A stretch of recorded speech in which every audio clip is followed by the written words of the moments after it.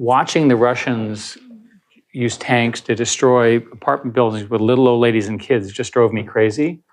So I decided to work on a company with your friend Sebastian Thrun, and as a former faculty member here, and a whole bunch of Stanford people. And the idea basically is to do two things. Use AI in complicated, powerful ways for these essentially robotic war. And the second one is to lower the cost of the robots. Now you sit there and you go, why would a good liberal like me do that?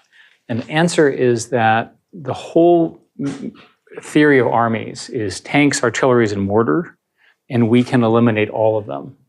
And we can make the penalty for invading a country, at least by land, essentially be impossible. It should eliminate the kind of land battles. Well, this is a really interesting question, is that does it give more of an advantage to defense versus offense? Can you even make that distinction? Because I've been doing this for the last year, I've learned a lot about war that I really did not want to know.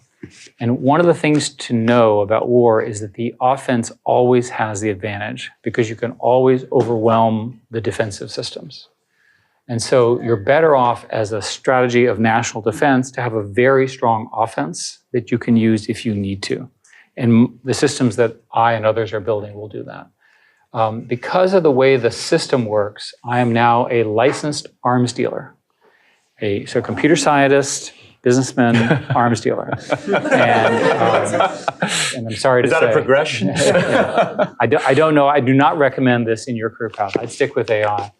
And because of the way the laws work, we're doing this privately, and then this is all legal with the support of the governments. It goes straight into the Ukraine, and then they fight the war.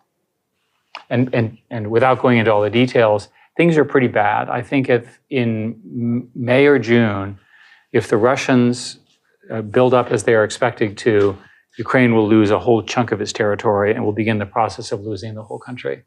So the situation is quite dire.